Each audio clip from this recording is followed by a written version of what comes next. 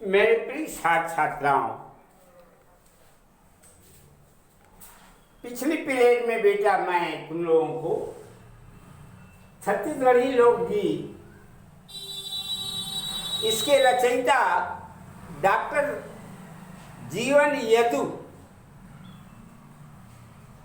इसका संक्षिप्त जीवन परिचय मैंने तुम लोगों को बताया था। आज हम इस पाठ पर चर्चा करते हैं। सर्वप्रथम देख लो बेटा, तुम लोग अपनी पुस्तक में ये निशान लगा लो जो परीक्षा की दृष्टिकोण से महत्वपूर्ण है वो अंश कौन कौन से हैं। पहला, लोकगीत चूंकि सामाजिक व्यवस्थाओं और परंपराओं की देन है। मिला पुस्तक में देखो, मिला तो लोग फिर से सुन लो। लोकगीत चूंकि सामाजिक व्यवस्थाओं और परंपराओं का देन है। यहां से देश देश लगा करके जाति का व्यक्तित्व परिलक्षित होता है, तब ये अंश महत्वपूर्ण है। सुना ना बेटा, समझाएंगे हम अभी इसको। उसके बाद दूसरा, आगे चलो। दीपावली के अवसर पर छत्तीसगढ़ में सुआ गीत गाने को की परंपरा है। पुस्तक में मिलाओ ये पंक्तियां। दीपावली के अवसर पर छत्तीसगढ़ में सुआ गीत गाने की परंपरा है से लेकर समूची नारी जाति की पीड़ा बन जाती है तक। अतः सुआ गीत की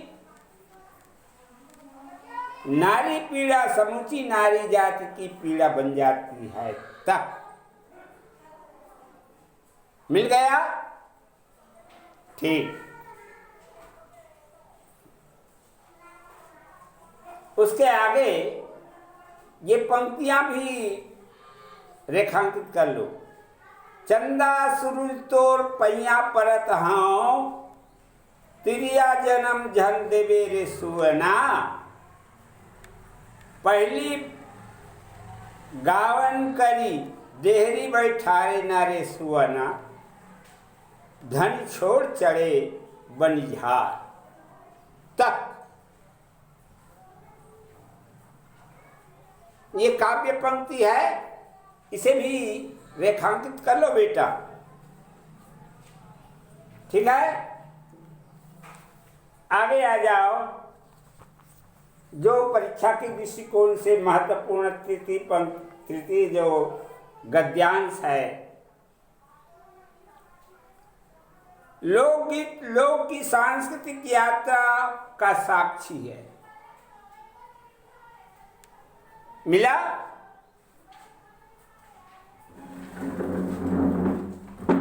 मिला लो बेटा पुस्तक में। लोकगीत लोक की सांस्कृतिक यात्रा का साक्षी है से लेकर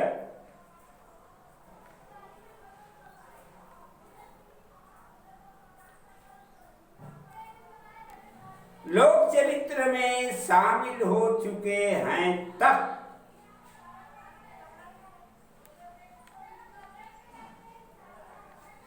पुस्तक में बड़े ध्यान से देख करके मिला लीजिएगा।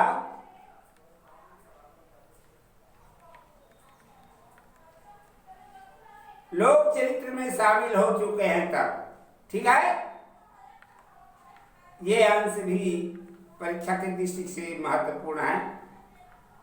चतुर्थ देखो, लोकगीतों में बहुत से गीत ऐसे मिलेंगे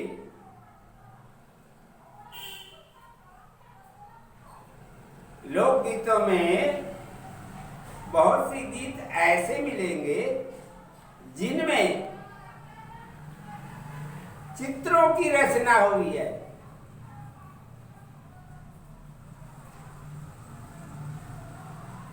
से लेकर पंडवानी की इन पंक्तियों को देखा जा सकता है। पंडवानी की इन पंक्तियों को देखा जा सकता है। अब पंडवानी की पंक्ति भी रेखांकित कर लो। रानी के न्योता किचक किचक पावे जी, है ना। ये पंक्ति रेखांकित कर लो बेटा। से लेकर हार सोए जी तक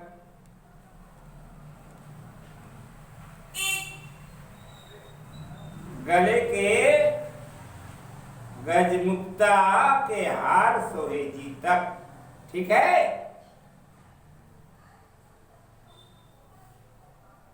ये चतुर्थ गद्यांश है और इस गद्यांश में थोड़ा सा ये काव्य भी निहित है। इस तरह से ये भी परीक्षा के दृष्टिकोण से महत्वपूर्ण है। पंचम और अंतिम है ये बेटा। इसको भी अपने पुस्तक में रेखांकित कर लीजिएगा। लोकगीतों में विरोध का स्वर व्यंग में फूटता है।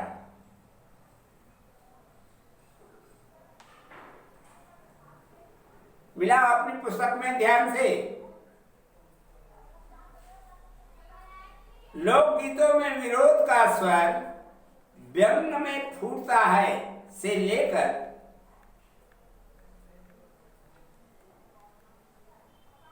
मड़ई के समय राउत अपने दोहे में ठाकुर को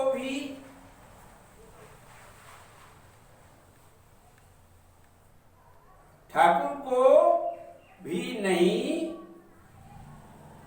बख्शा। ठाकुर को भी नहीं बख्शता। अब कहा कहते हैं मन, देखो नीचे के पंक्ति में देवा है का गाय बैला के सींग में, गाय बैला के सींग में मैं देखे हूं माटी। गाय बैला के सींग में मैं देखे हूं माटी। और ठाकुर पहले सोना चांदी, ठाकुराइन पहले घाटी। तब ये बेटा अंश है और ये अंश परीक्षा के दृष्टिकोण से महत्व रखता है। आ जाओ अब पहला अंश देखते हैं। लोकगीत चूंकि सामाजिक व्यवस्थाओं और परंपराओं की देन है और उनकी रचना किसी विशिष्ट व्यक्ति द्वारा न होकर के उन सामान्य व्यक्तियों के द्वारा होती है जिनका व्यक्तित्व में पूरे तौर पर रूपांतरित अथवा समाहित हो चुका है। लोकगीतकारों और लोक गायकों के माध्यम से एक पूरी जाति अपनी बात समवेत सुर से में रखती है। यही कारण है कि लोकगीतों में व्यक्ति विशेष के बदले पूरी जाति का व्यक्तित्व परिलक्षित होता है। ये अंश है बेटा, जिसको सबसे पहले मैं तुमको रेखांकित कराया हूं। ये रहा संकेत। आ जाओ अब संदर्भ पर। प्रस्तुत गद्यांश हमारी पाठ्य पुस्तक के छत्तीसगढ़ी लोकगीत नामक पाठ से अवतरित किया गया है। इसके रचयिता या इसके लेखक कर सकते हो। हाँ, क्योंकि ये लेख कही जा रही है इसलिए इसको लेखक कहेंगे। इसमें पद्य भी है और लेख की अधिकता है, इसलिए लेखक। लेखक कौन है? तो लेखक प्रसिद्ध लोक साहित्य के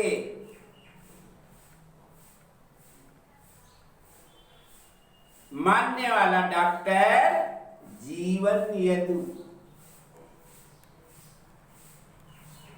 बड़े माहिर कलाकार हैं। ये रहा बेटा प्रसंग संदर्भ। आ जाओ प्रसंग पर। लोकगीत की उत्पत्ति सामाजिक व्यवस्थाओं और परंपराओं द्वारा होती है। इसी की मौलिक रूप में लेखक ने समझाया है। इसी को लेखक ने मौलिक रूप में क्या किया है? समझाने की चेष्टा किया है। देखो बेटा, ये रहा प्रसंग। पहला हमने देखा संकेत, दूसरा कालम आता है संदर्भ और तीसरा कालम आता है प्रसंग। अब चौथा जो कालम है जिसे व्याख्या कहते हैं। लेखक क्या बताना चाह रहा है इस अंश में, तरी ध्यान से देखो।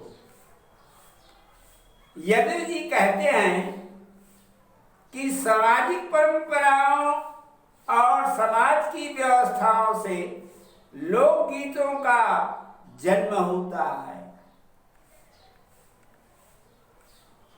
इनको रचना में सामान्य व्यक्ति का बहुत योगदान रहता है।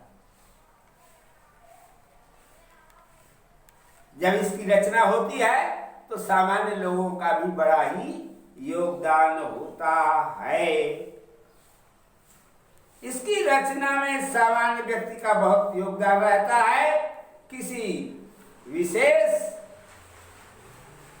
खास का नहीं। एक समाज एक किसी सामाजिक व्यवस्था का को निहारता है, उसे अपनी भाव अभिव्यक्ति प्रदत्त कर देता है और बड़ी लोकगीत मौलिक अभिव्यक्ति लोकगीत बन करके हमारे समक्ष उभरती है। इस तरह से प्रत्येक कलाकार, प्रत्येक गीतकार एक संपूर्ण जाति के क्रियाकलापों की गायकी में जगह देता है, उन्हीं परंपराओं की मौलिक स्वर प्रदान करता और इस विषय में व्यक्ति अपने लोकगीतों में संपूर्ण जाति का ये इस प्रकार से बेटा स्वाभाविक हुआ है। आइएगा शेष अंश बेटा अगले पीरियड में पढ़ा होगा, ठीक है। ये रहा, ठीक।